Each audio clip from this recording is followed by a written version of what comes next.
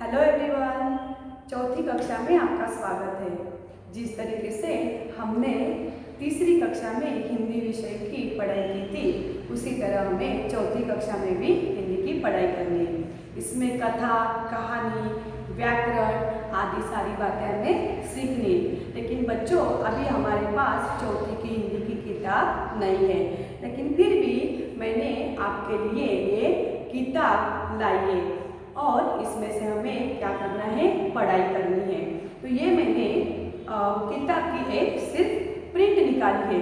तो इस साल हम एनसीईआरटी फॉलो करने जा रहे हैं। तो बच्चों, आज हम हमारी क्लास का पहला पाठ हम पढ़ने जा रहे हैं, जिसका नाम है, मैंने अभी पलक पर लिखा है, मन के भोले भाले बादल। तो इस प्रकार की ये कविता हम आज पढ़ने वाले हैं। इससे पहले बच्चों, मैं आपसे कुछ पूछना चाहूँगी कि हमारे देश में, हमारे यहाँ कौन कौन से ऋतु है, बता सकते हो आप? हाँ, तो ऋतु यानी मौसम। तो कौन कौन से मौसम है? गर्मी का मौसम, बारिश का मौसम और ठंडी का मौसम। और आपका पसंदीदा ऋतु कौन सा है? कौन सा है? हाँ, आप कहेंगे गर्मियों का मौसम। क्यों? क्योंकि गर्मियों के दिन में स्कूल को छुट्टियां रहती है, इसीलिए आप सबको क्या पसंद है? गर्मियों का मौसम पसंद होगा। और किसी को ठंडी का मौसम पसंद होगा और किसी को बारिश का। लेकिन बच्चों, ये सारे ऋतुएं हमारे लिए महत्वपूर्ण है, लेकिन सबसे महत्वपूर्ण है वर्षा ऋतु। क्यों? क्योंकि वर्षा ऋतु से हमें जीवन मिलता है, पानी मिलता है और उसी से खेती होती है, फिर अनाज, और अनाज हमारे लिए, पानी हमारे लिए महत्वपूर्ण है। तो जिंदगी के लिए सबसे बड़ा महत्वपूर्ण ऋतु है वर्षा ऋतु। तो बच्चों, इस वर्षा ऋतु के बारे में और आप क्या क्या जानते हो? वर्षा किस तरह से होती है और किस तरह से वातावरण होता है जब वर्षा आती है? तब जब मई के महीने में बहुत सारी गर्मी होती है, तो इस गर्मी से लोग परेशान होते हैं। सब पशु पक्षी पेड़ सूख जाते हैं। तब क्या होता है बच्चों, आपको पता है? अचानक से मई के दिन खत्म होते ही, गर्मी के दिन खत्म होते ही आकाश में काले बादल छाते हैं, आसमान में काले बादल छा जाते हैं। और फिर आपने कभी ऐसे बादल देखे हैं? हाँ, तो ये बादल जो है, इसी पर हमारी ये कविता लिखी गई है और आपके लिए बहुत ही सुंदर कविता है। और इस बादल को आपने ऐसे कभी पहले देखा है आसमान में? आपने देखा होगा किस तरह के होते हैं ये बादल? विविध रंग के होते हैं। यानी कौन कौन से? काले बादल, सफेद बादल और भूरे रंग के बादल। तो बच्चों, आपने ये बादल अलग अलग रंगों में देखे हैं, वैसे ही अलग अलग आकारों में देखे होंगे। किन आकारों में आपने इन बादलों को देखा है? आप मुझे बताओ, ठीक है? किन आकारों में आपने बादलों को देखा है, ये आप मुझे बता सकते हो। तो बच्चों, इस तरह से वर्षा ऋतु यानी बारिश का मौसम कौन से महीने में आता है? जून, जुलाई और अगस्त और सितंबर। इसमें बहुत भारी वर्षा यानी बारिश होती है। लेकिन पहली जब शुरुआत होती है बच्चों, बारिश आने से पहले क्या होता है? सभी ओर काला घना अंधेरा होता है। छोटे छोटे बूंदें टपकती है पानी की, यानी बारिश की बूंदें टपकती है और इससे सारी धरती क्या होती है? तृप्त हो जाती है। सारे बच्चे लोग खुश हो जाते हैं और हमारे लिए ये जो बारिश है एक नया जीवन देती है। तो बच्चों, लेकिन ये बादल बनते कैसे हैं, पता है आपको? कैसे बनते हैं ये बादल? नहीं पता? तो बादल कैसे बनते पता है बच्चों? बादल सूरज की ऊष्मा से ये सागर, नदी और तालाबों के जल को क्या करती है? जल वाष्प में बदल देती है और फिर ऊपर यानी वायुमंडल में जाकर उनका बाष्पीकरण होने से जल की वाष्प से क्या होता है? बादल निर्माण होते हैं। जल की वाष्प से बादल निर्माण होते हैं और इन बादलों को ही हम देखते हैं आसमान में यानी आकाश में। अगर आपने कभी देखा है तो आपने भी उसे अलग अलग आकारों में देखा होगा। तो इस कवि ने कल्पना सिंह ने कवि ने इस किताब में ये कविता लिखी है, उसे मैं अभी पढ़ने वाली हूँ। कविता का नाम है भोले भाले बादल। तो क्या लिखा है देखो, झब्बर झब्बर बालों वाले, गुब्बारे से गालों वाले, लगे दौड़ने आसमान में, झूम झूम कर काले बादल। कुछ जोकर से तोंद फुलाए, कुछ हाथी से सूंड उठाए, कुछ ऊंटों से कुबड़ वाले, कुछ परियों से पंख लगाए, आपस में टकराते रहे शेरों से मतवाले बादल। यहाँ तक सिर्फ यहाँ तक आज वीडियो में ये कविता देखने वाले, लेकिन मैं अभी आपको पूरी कविता पढ़ के सुनाने वाली हूँ। जब्बर जब्बर बालों वाले, गुब्बारे से गालों वाले, लगे दौड़ने आसमान में, झूम झूम कर काले बादल। कुछ जोकर से तोंद फुलाए, कुछ हाथी से सूंड उठाए, कुछ ऊंटों से कुबड़ वाले, कुछ परियों से पंख लगाए, आपस में टकराते रहे शेरों से मतवाले बादल। कुछ तो लगते हैं तूफानी, कुछ रह करते शैतानी, कुछ अपने घैलों से छुपके झर झर झर बरसाते पानी। नहीं किसी की सुनते कुछ भी, ढोलक ढोल बजाते बादल, रह कर छत पर आ जाते, फिर चुपके ऊपर उड़ जाते, कभी कभी जिद्दी बन करके बाढ़ नदी नालों में लाते, फिर भी लगते बहुत भले हैं मन के भोले भाले बादल। इस तरह से कल्पना सिंह ने ये कविता लिखी है। तो हम एक एक करके इसका अर्थ समझेंगे। तो बच्चों, यहाँ पे जब्बर जब्बर बालों वाले, झब्बर यानी मैंने यहाँ पे आपके लिए अर्थ लिखा है। झब्बर यानी घने घुंघराले यानी कर्ली हेयर। गुब्बारे से गालों वाले, गुब्बारे गुब्बारा यानी बलून। झूम झूम कर काले, लगे दौड़ने आसमान में, आसमान यानी आकाश। झूम झूम कर काले बादल, झूमना यानी मस्ती से या खुशी से नाचना। कुछ जोकर से तोंद फुलाए, तोंद यानी पेट। कुछ हाथी से सूंड उठाए, कुछ ऊंटों से कुबड़ वाले, कुबड़ यानी पीठ का ऊंचा हिस्सा। कुछ परियों से पंख लगाए, आपस में टकराते रहे शेरों से मतवाले बादल। तो इस तरीके के हमने इस कविता से आए हुए नए शब्दों का अर्थ देखा। अभी हम क्या करते हैं, एक एक करके इसका कविता का क्या अर्थ है वो देखेंगे।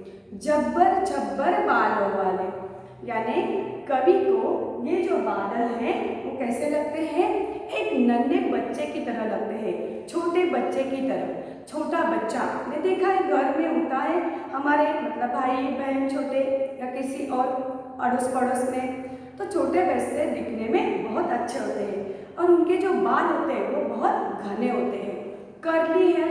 उसी तरह से कवि को लगता है ये बादलों ने भी कैसा आकार प्राप्त किया है, एक छोटे बच्चे के बालों के जैसा। गुब्बारे से गालों वाले, बच्चों के जो गाल होते हैं वो बहुत ही फूले हुए होते हैं। कैसे होते हैं, फूले हुए। ये देखो ये फूला हुआ बादल, गुब्बारे से बालों वाले। गुब्बारा यानी ये बलून, बलून जैसा इसका आकार है, तो उस प्रकार से बलून जैसा ये दिख रहा है। गुब्बारों सा बड़ा फूला हुआ उसका मुंह है इस बादल का। उसी प्रकार से फिर लगे दौड़ने आसमान में, जिस तरीके से छोटे बच्चे दौड़ते हैं उसी तरह से आसमान में सब बादल दौड़ते हुए कवि को नजर आ रहे हैं। और क्या लिखा है, झूम झूम कर काले बादल। जिस तरह के छोटे बच्चे जिस तरह से छोटे बच्चे मस्ती करते हैं, दौड़ते हैं, खेलते हैं, उसी प्रकार आसमान में सारे बादल क्या हो रहे, झूम झूम कर नाच रहे हैं। ऐसा कवि को लगता है। फिर कवि क्या कहता है, कुछ जोकर से तोंद फुलाए। देखो तोंद यानी क्या बताया मैंने, पेट। तो कुछ बादल कवि को, देखो यहाँ पे है, ये जो बादल है वो जोकर जैसे दिखाई देता है। जोकर आपने देखा है, कहीं देखा है? जोकर आपने सर्कस में देखा है। किस तरह का होता है जोकर, कैसा होता है दिखने में? देखो ऊंची टोपी होती है, उसकी नाक होती है लाल लाल, तोंद यानी बड़ा पेट होता है, और वो रंग बिरंगी कपड़े पहनता है, जूते रंग बिरंगी पहनता है, और उसे देखकर हमें हंसी आ जाती है। उसी तरह से ये बादल क्या है, इसने क्या किया है, जोकर का आकार प्राप्त किया है। इसीलिए कवि ने कहा है ये बादल जोकर जैसा है ना। कुछ जोकर से तोंद फुलाए, मतलब इसमें से एक बादल जोकर जैसे दिख रहे हैं। दूसरा, कुछ हाथी से सूंड उठाए। देखो यहाँ पे है बादल, और उसने क्या किया है, अपनी सूंड उठाई है। और किस तरह दिखता है ये, ऐसे लग रहा है कवि को कि इसने सूंड में अपने पानी भर रखा हो, और क्या करेगा वो, ऐसे लग रहा है कि वो अपनी सूंड से हम पर पानी बरसाएगा। ठीक उसी तरह देखो यहाँ पे सूंड ऊपर की हुई है, और ये भरी भरी सी सूंड न जाने हम पर कब बरसेगी, ऐसा कवि को लग रहा है। और आगे देखो, कुछ ऊंटों से कुबड़ वाले। कुबड़ यानी पीठ का ऊंचा हिस्सा, ऊपरी हिस्सा। ये जो ऊंट है कैमल, ये जो ऊंट है इसका ऊपरी हिस्सा, पीठ का ऊपरी हिस्सा, उसे हम कुबड़ बोलते हैं। तो ये बच्चों कहाँ पाया जाता है, कैमल कहाँ पाया जाता है, रेगिस्तान में, राजस्थान में। तो इस पे बैठकर सवारी भी की जा सकती है। तो इसी तरह कवि को लगता है, और एक ये जो बादल है ये ऊंट जैसा दिखाई देता है। किसके आकार का, ऊंट के आकार का। देखो पहले वाला कौन सा था, जोकर के आकार, फिर हाथी के आकार का, और ऊंट के आकार का बादल। तो इसी तरह अलग अलग आकार कवि ने यहाँ बताए हैं। और आगे कवि लिखते हैं, कुछ परियों से पंख लगाए। अब परियां हमने देखी नहीं, लेकिन कहाँ देखी है, हमने कथाएं सुनी है, टीवी पर देखी है। तो परियां बहुत सुंदर होती है और उनके पंख होते हैं। तो कवि को अब लगता है कि ये बादल ने क्या किया, परियों से पंख लिए, और फिर पंख लेकर ये उड़ता जा रहा है। कहाँ पे, आसमान में उड़ रहा है, और उसने पंख लगाए। ये क्या किया है, पंख लगाते हुए ये जा रहा है। ठीक है, तो ये पंख लगाकर कहा जा रहा है, आसमान में परियों सा उड़ रहा है। और फिर लिखते कवि, आपस में टकराते रहे हम। देखो ये जो बादल है वो हमेशा क्या करते हैं, आपस में टकराते रहते हैं। और उसकी जब गर्जना होती है बच्चों, बादलों की गर्जना, तब आप क्या करते हो, ऐसे छिप कर डर कर छिप जाते हो। डर लगता है ना आपको, इसकी कड़कड़ाहट से, बिजली की और बादलों के गर्जना से डर लगता है ना आपको। लेकिन अभी आपको नहीं लगेगा, क्योंकि आप तो घर में हो आपके मम्मी पापा के साथ। लेकिन फिर भी कुछ बच्चे बहुत छोटे जो होते हैं वो बहुत डरते हैं। लेकिन इन बादलों को क्या है, हमेशा से ये टकराते रहेंगे। बारिश के महीनों में, वर्षा ऋतु में ये बादल हमेशा गर्जना करते रहते हैं। और फिर क्या होता है, बिजली भी चमकती है। इस बिजली से बहुत सारे लोगों का नुकसान भी होता है।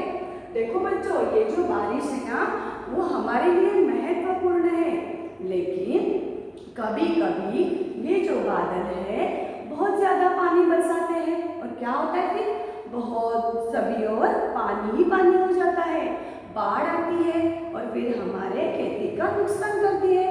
और इसीलिए फिर भी क्या करते हैं हम लोग, वर्षा ऋतु को ही बुलाते हैं, क्योंकि हमारे लिए ये महत्वपूर्ण है। इसीलिए इन बादलों का भी उतना ही महत्व है। समझ में आया बच्चों, ये जो काले बादल है वो हमारे लिए कितने महत्वपूर्ण है। और इन बादलों को देखकर हम अंदाजा लगा सकते हैं कि किन किन आकारों में हम इन्हें देख सकते हैं। तो ये जो दो बादल है बच्चों, ये जो टकराते हैं तो कैसा लगता है, कवि ने बोला है, कवि ने कहा है कि ये जो बादल है वो शेरों की तरह टकराते हुए दिखते हैं। शेर यानी दो शेर जब आपस में टकराते यानी लड़ाई करते जोर जोर से, हाँ, तो वो दोनों की गर्जना, जितनी उसकी आवाज आएंगी, आवाजें होंगी, उतनी ही आवाजें इन बादलों को टकराने से हमें सुनाई देती है। ठीक उसी तरह इसीलिए कवि ने कहा है कि शेरों से मतवाले बादल, समझ में आया बच्चों? शेरों से मतवाले बादल यानी शेर जिस तरह लड़ाई करते हैं, गरजते हैं, उसी तरह ये बादल क्या करते हैं, आपस में टकराते रहते हैं और बहुत जोर से आवाजें हमें सुनाई देती है और इसी आवाज से आप लोग यानी हम सब डर जाते हैं। इसीलिए ये बादल क्या है, हमारे लिए महत्वपूर्ण है। और बच्चों फिर एक बार हम देखेंगे किन किन आकारों में कवि ने हमें क्या किया है, बादलों के आकार बताए हैं। ठीक है, पहला आकार हमने देखा कि ये बादल कवि को जोकर जैसे लगता है और उसका पेट जो है वो बहुत बड़ा है, इसीलिए इसको क्या कहेंगे, तोन कहा गया है। तोन, बादलों की तोन, जोकर की तोन, इसी प्रकार उसको आकार प्राप्त हुआ है। और दूसरा बताया है हाथी वाला, हाथी की सूंड, हाथी की सूंड है ना, तो हाथी का आकार इस बादल को प्राप्त हुआ है, यानी जोकर, हाथी और तीसरा देखा हमने ऊंट, ऊंचा ऊंट है, इसी तरह वो जो बादल है वो ऊंट की तरह कवि को दिखाई दिया। और एक देखा हमने बादलों का आकार परियों जैसा, परियों के पंख लगाए हुए वो बादल उड़ता जा रहा है, उड़ता जा रहा है। और फिर और कौन सा देखा हमने, देखा ये गुब्बारे वाला बादल, कौन सा देखा, गुब्बारे वाला बादल, जिस तरह बच्चों के ये जो गाल होते हैं फूले हुए, उसी तरह ये गुब्बारे वाला बादल। हमने सारे बादल, ये बादलों के आकार कविता के बारे देखा और जिस तरीके से हमने ये कविता अभी तक देखी, उसके आगे भी हम अगले वीडियो में क्या करने वाले हैं, बाकी की कविता देखने वाले हैं। Thank you.